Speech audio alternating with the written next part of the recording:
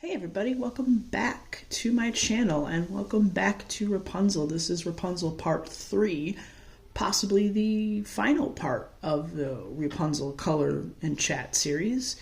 I am now to the end of the hair and we are going to go in and we're just going to do some shading. And this shouldn't take terribly long to do, so hopefully once I do the shading we can get the dress done and then the picture will be finished.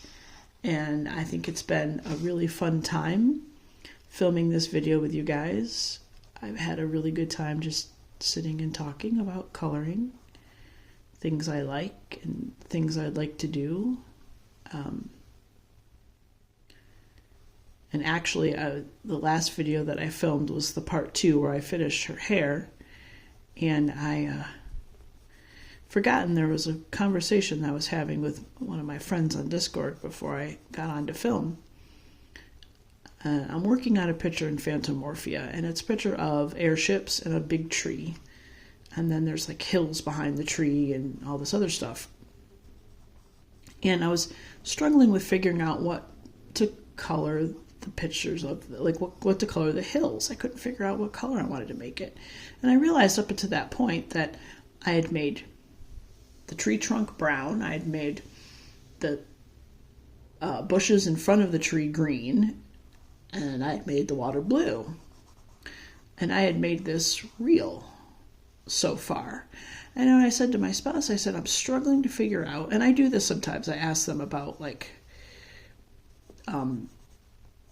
what should I do? Like, what color should I do for this? And my spouse pointed out something very simple to me. The name of the book is Phantomorphia, like fantasy. Why does everything have to be normal colors? And I said, oh my God, you're right. Give me one second. I want to adjust the light on this because I don't particularly... It's just there's such a glare with this, and I'm trying to make this look nice on the camera, but it doesn't look as good as I'd like it to. But the lighting, the regular lighting in this room is not bright enough, and it's getting dark out, so. But anyway, so, my spouse said, the book is Phantomorphia. Why are you worried about coloring the hills like a normal color? And I said, you know what, you're right.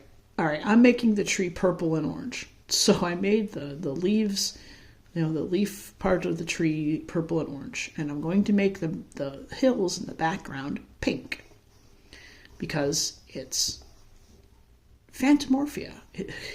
And I had a thought to that. My friend was talking about that being a hard thing for them to turn off, is that brain idea of realism in a picture. Like if you're looking at a flower and you're like, oh, well, flowers are pink and purple and blue and orange and yellow, and the middles are yellow and the stems are green. And they have a hard time turning that off and saying, well, what if the stems were purple and the leaves were purple and maybe the flower itself was green, And it just struck me really, really, really hard. Like, one of the reasons why I like Alien World so much by Kerby is the fact that I know I can color anything in that book, any color I want, because it's alien worlds. So, the creatures can be whatever color. Like, the only thing I feel that I would want to keep any quote-unquote realism to is the astronaut and the spaceship. The ship that the astronaut's in and the astronaut's outfit, that would be like the only piece of it that I feel like I would want to make real. But the rest of it, all bets are off. We're talking about alien species here. We can do whatever we want with that. But then I was like, but I could do whatever I want in any book. And I have a couple of pages in some of my Johanna Basford books that I have purposely not used green in, because Johanna Basford is the killer of green pencils everywhere, If you have a Johanna Basford book and you're using colored pencils, your greens are hurting, and that's fine, the way of the way of it, and it's good because you're using up your supplies, which you should do. But I had this cool idea. I was like, wow, how cool would it be to take a book that is particularly geared towards something real, and take the whole book and color it not real. So all of the water is never going to be blue. It'll be whatever other color you want it to be. So the water will be purple. The water will be green. The water will be pink or red. All the trees are not going to have green leaves. We're just going to go wild and crazy with it. And I thought that would be such a fun project book. And I thought, well, I have, for some reason, I still can't figure out why, I have 3 copies of Enchanted Forest by Johanna Basford. I don't know how that happened, but it did. I think maybe one of them I got at a thrift store. One of them was a gift, I think, to my spouse, who ended up giving it to me instead. And then one was the one that I actually own, that I owned before. And I thought, well, surely 3 copies of Enchanted Forest, one of them has to be completely empty, right? No, I was wrong. There's a page or 2 done in each one of those books. I was so bummed. I was like, son of a gun. I really wanted to start a project book in Enchanted Forest where I just don't do any of it in any form of reality. So what I was thinking is maybe when we go to Ollie's, I could find a book that is supposed to be, maybe it's a flower book or some kind of nature book of some sort where the subject is grounded in reality, so that I could just take the book and go, nope, we're gonna make the animals different colors, and we're gonna make everything different colors. So I'm kind of hoping I can find something when we go. That's going to be sort of my main focus, is to find a project book. I have another project book that I actually haven't touched in a long time, and I may pull that out and do a video about it. I only have maybe 1 or 2 pages done in the book. I think I'll do that. I think I'll pull that out and make a video about my project book. It's a Johanna Basford book, of course. And I actually purchased the book, a copy of it specifically to do this project too, which is sort of out of range for me. I don't usually do that, but I also want to say, just as I'm doing this and going along, that this is turning out really good. I like the way this is looking. I think this is looking good with the shading. I think it's adding a lot of depth to the hair. It's amazing what a little outlining and a darker color will do to a picture. See, I don't have the patience, I guess, is part of it. I think that's what my realization has come to be with this whole process of coloring.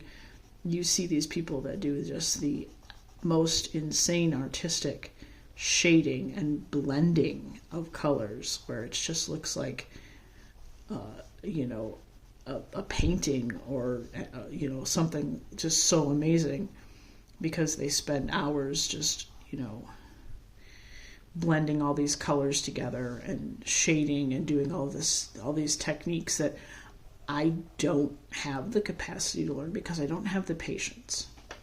I'm a generally impatient person, generally. When it comes to stuff like this page has taken me a long time. Not just, I'm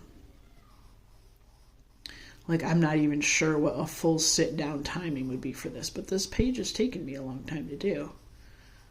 And it's, I'm patient when it comes to how long it takes me, with this, just doing it normally. But I think if I tried to get any sort of crazy artistic style going where I wanted to, super blend the background into gradient shades of blue or something, I would lose my mind and I would give up and be like, okay, I'm done. I am never coloring again, which is why I've never, to this day, for as long as I've been coloring, really gotten deep into any of that. I've tried it. I have tried it.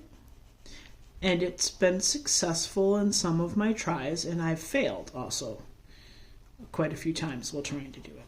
But that's just the way of the beast. You're supposed to. I'm not going to be perfect at it right out the gate.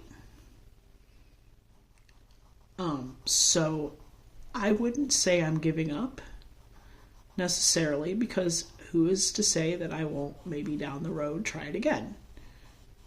But also recognize that it is not my preferred style of coloring, and so I'm not going to do it. If it was my preferred style of coloring, then I would be practicing every single day and coloring until my fingers fell off to try to figure it out.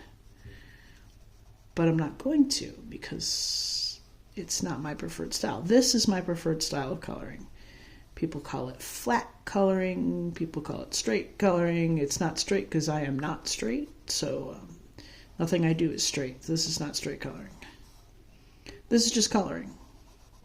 It's not flat. It's not anything. It's just coloring. So is all the fancy stuff. It's also coloring. Because guess what? We're going to go back to that mantra. There is no right or wrong way to do this. There is simply your way. Your way is your way. And that's the way you like to do it. And it's okay. And you could scribble outside of the lines of every single piece of a picture. And, splatter paint on it in the background. Scribble over it with a marker. It's still coloring. It's just your way of coloring.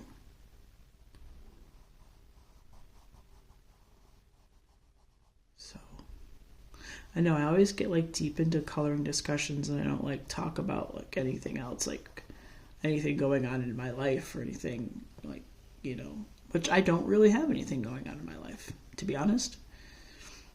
I have Friday off.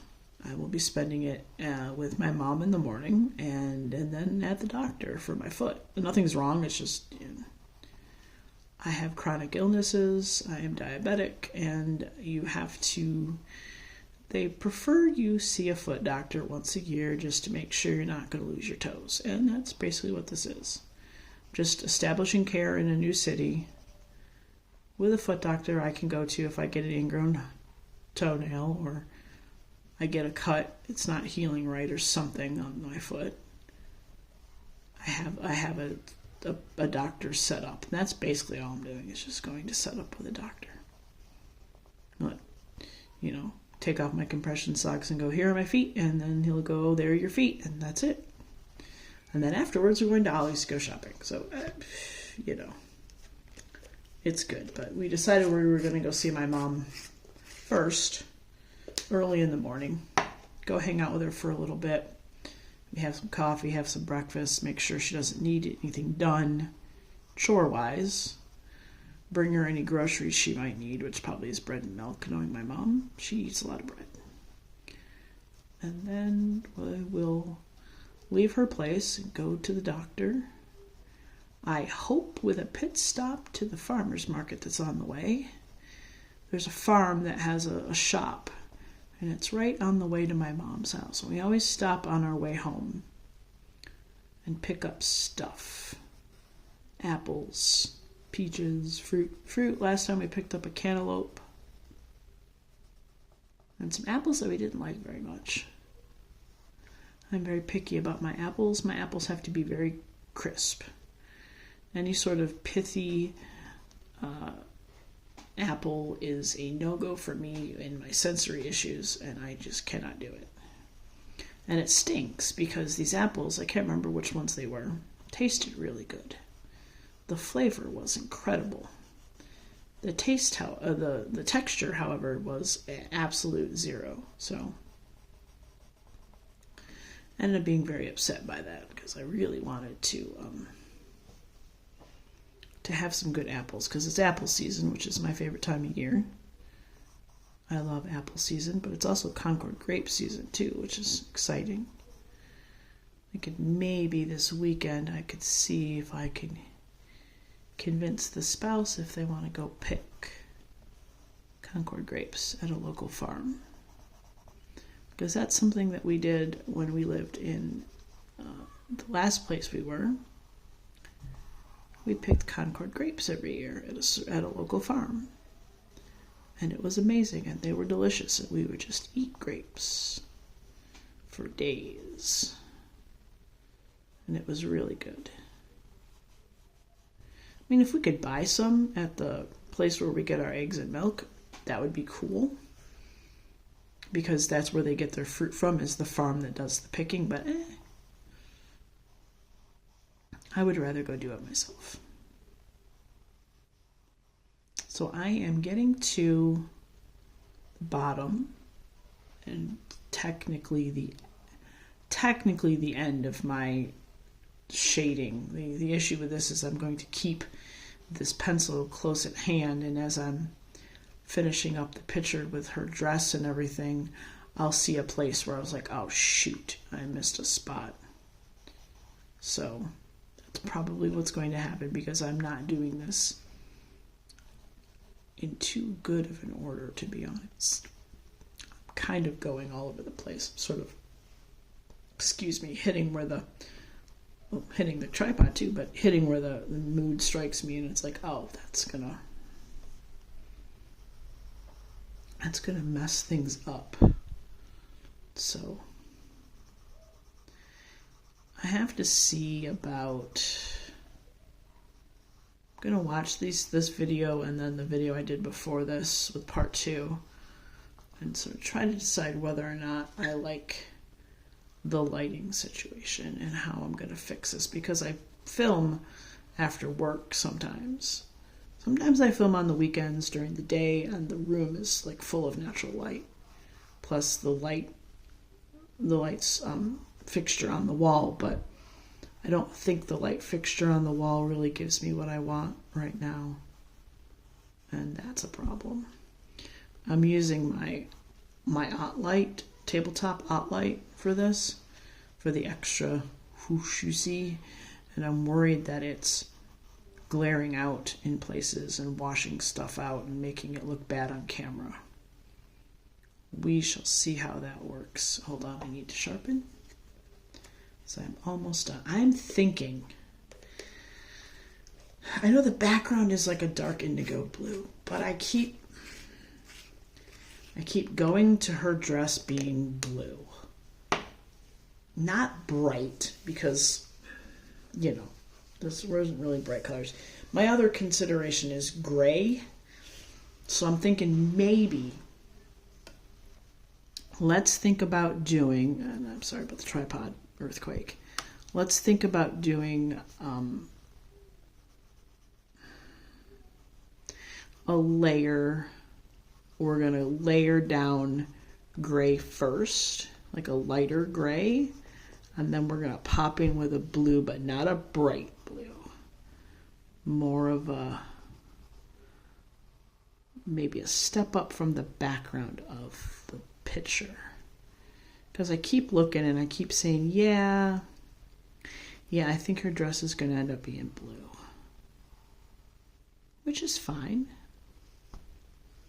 I know I was trying to avoid it because of the background, but I think with her hair color and everything else going on, I think the blue is going to pop the best. I think that's the thing that's going to stand out more from her hair.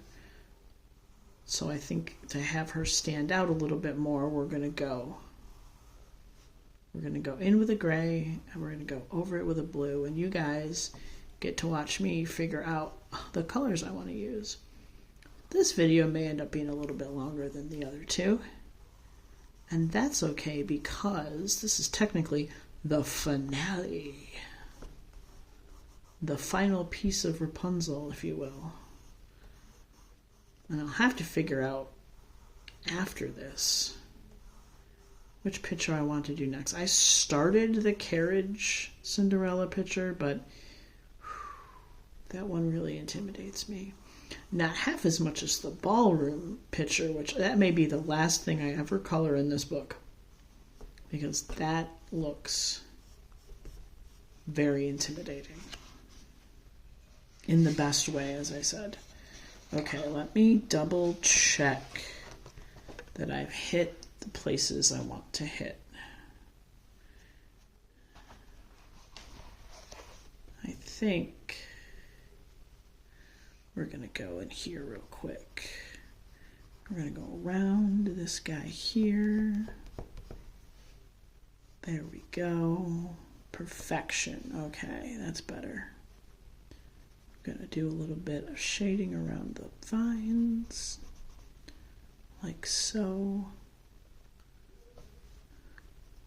Do some vine shading. And like I said, I'm going to keep this guy handy because I know I'm going to take a final glance through and go, oops, nope, missed a perfect place there. That's how it goes. That's why you take a second sweep. I really, when it comes to her whole hair thing, this area right here, I'm just in love with how it looks. So let's talk the dress. We are going to go down with, we're going to try, so hard to see, Warm Gray 3, number 279. So I think about these polychromos pencils. Let's put gold lettering on these and try to get you to be able to read them. That's fantastic. Okay. So here we go. With some gray. And I'm going to go a little heavy-handed on the gray, because the blue that's going to go over top of it is going to be just a whisper of color. So we're going to... I missed an entire bit of hair around her neck. Do you see that? Oh. How terrible. Let me, pardon me a second. This is why I don't put the pencils away until I'm absolutely done with what I'm doing. Because if not, then you end up with situations like this. Okay, as we were, back to the gray. Okay.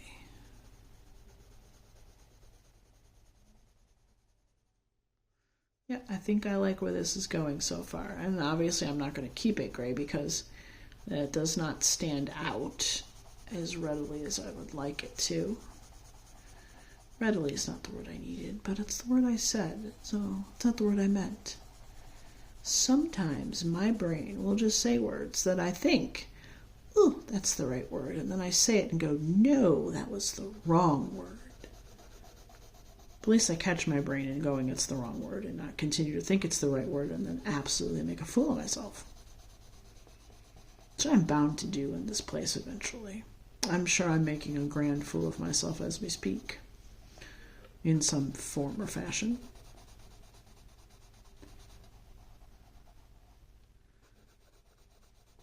And I think I like the gray that I have laid down for part one. Now comes the fun part. And I guess it could be fun for some people. I don't know. If you've made it this far into the series and this far into, this video, then you're here for something. You're here for the process, I guess. All right, let's play the game. Let's lay down the gray. And now we're going to pick a blue. There are a lot of blues to pick from.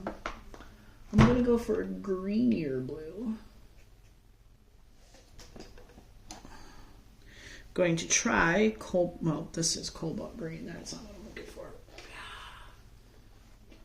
Let's try on this side. Let's try this blue. It is a bit brighter than I was looking for, but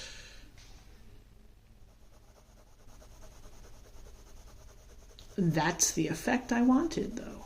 Oh, first blue, and I found exactly the effect I wanted. Who knew that was going to happen? Yep. This is exactly what I wanted. Now, I did not bring all of my fancy tools with me, or else I would have a pencil blender if you do not know, various companies make them, but I have the Prismacolor one because I'm a Prismacolor fanboy. I have the Prismacolor colorless blender, which for occasions like this would be absolutely perfect. But I'm also fairly confident in my own skills to feel like I can do this without any trouble and not needing extra blending. And I think that's happening. I think I am incredibly happy with this so far. This was the blue I wanted. I wanted it to be not bright, not too dark, subtle. I don't want to say dull because it's not dull in the slightest. And you know, this clothing is always up for interpretation. Obviously, this is a fairy tale. I could make this bright neon purple if I wanted to, but it wouldn't fit with the overall aesthetic of this picture. Nothing on this picture is generally super saturated, so that's kind of the look I was trying to achieve with the dress. I do have to go over this a little bit darker because it's not matching the rest of the dress, and that's the trick, is keeping the right pressure when you're doing layers to make sure you're getting the right outcome that you want. And I have in fact given myself quite the outcome here. This is what I wanted with her dress.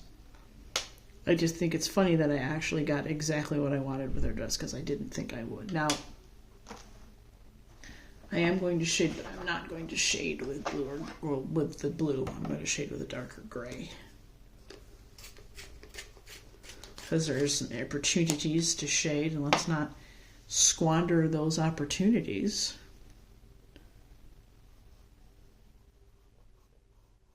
Okay. Yep, I think that's going to be okay. I'm